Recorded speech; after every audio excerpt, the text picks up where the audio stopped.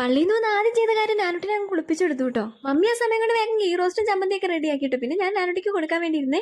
പിന്നെ ഓരോരുത്തരായിട്ട് ചായ കൂടിയായിരുന്നു. ചേട്ടായി കഴിച്ചു, പിന്നെ പപ്പയും കഴിച്ചു. അതൊക്കെ കഴിഞ്ഞിട്ട് പിന്നെ ഞാനും മമ്മിയും കഴിക്കാനിരുന്നു. കുറച്ച് കഴിയുമ്പോൾ തന്നെ ചേട്ടായും പോയിട്ട് പുത്തുംകുരിശ് വീട്ടിലേക്ക്. പിന്നെ ഞങ്ങളുടെ അടുത്ത പരിപാടി എന്ന് പറയുന്നത് തുണി മൊത്തം വാരി പറക്കി കഴുകുക എന്നുള്ളതാണ് കേട്ടോ. നല്ല തുണികളായതുകൊണ്ട് തന്നെ വാഷിംഗ് മെഷീനിലേക്ക് ഒന്നും ഇടാനും പറ്റില്ലായിരുന്നേ. രാവിലെ വന്നപ്പോൾ ചെറിയ രീതിക്ക് മഴ ഉണ്ടായതുകൊണ്ട് തന്നെ ദൈവമേ മഴ എങ്ങാനും പെയ്തേ തുണിയൊക്കെ എവിടെ കൊണ്ടിടുന്നുള്ള ടെൻഷനൊക്കെ ആയിരുന്നേ. കളയാൻ സമയം ഒട്ടുമില്ലാന്ന് പറഞ്ഞ് വേഗം ഞങ്ങൾ തുണിയൊക്കെ കഴുകിയെടുത്ത് ബാക്കിൽ തുണി വിരിക്കാനുള്ള അഴയെല്ലാം ഫില്ലായിട്ട് തന്നെ കുറെ തുണിയൊക്കെ പിന്നെ ഫ്രണ്ടിൽ കൊണ്ടുവന്നൊക്കെ ഇടുവാട്ടോ ചെയ്തു. ഡ്രയറിലിട്ട് എടുത്തുകൊണ്ട് തന്നെ കംപ്ലീറ്റ് തുണി അന്ന് തന്നെ ഉണയും കിട്ടി. കുറെ നേരം പണിയെടുത്ത് വിഷമിച്ചതിന്റെ ക്ഷീണം മാറ്റാൻ വേണ്ടി കുറച്ച് മിറിണ്ട അങ്ങ് എടുത്ത് കുടിച്ച് പിന്നെ പോയി കുളിയൊക്കെ കഴിഞ്ഞിട്ട് ഞാനും പപ്പയോട് ഒന്ന് പുറത്തേക്ക് ഇറങ്ങി കുറച്ച് സാധനങ്ങളൊക്കെ മേടിക്കാണ്ടായിരുന്നു കേട്ടോ.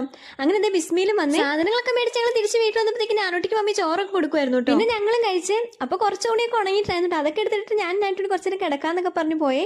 ഞങ്ങൾ കിടന്ന് ഉറങ്ങിയൊന്നും കേട്ടോ. കുറച്ച് ഞങ്ങൾ എഴുന്നേറ്റ് വന്നപ്പോഴത്തേക്ക് മമ്മി ബാക്കി തുണികളും കൂടി എടുത്ത് എല്ലാം മടക്കിയൊക്കെ വെച്ചിട്ടുണ്ടായിരുന്നു കേട്ടോ. മമ്മിയോട് കുറച്ചു നേരം കിടക്കുന്നൊക്കെ പറഞ്ഞിട്ട് ഞങ്ങൾ കിടക്കാൻ പോയത്. പക്ഷെ മമ്മി കിടന്നൊന്നുമില്ലേ. പിന്നെ എഴുന്നേറ്റ് വന്ന് ഞങ്ങൾ ചായ കുടിച്ചേ. രാത്രി ഇപ്പോൾ കാര്യമായിട്ട് വിശപ്പൊന്നും ഉണ്ടായില്ല കേട്ടോ. അതുകൊണ്ട് തന്നെ കുറച്ച് ഐസ്ക്രീമൊക്കെ കഴിച്ച് അന്നത്തെ ദിവസം കഴിഞ്ഞ്. അപ്പൊ അത്രയോടും ടാറ്റാ.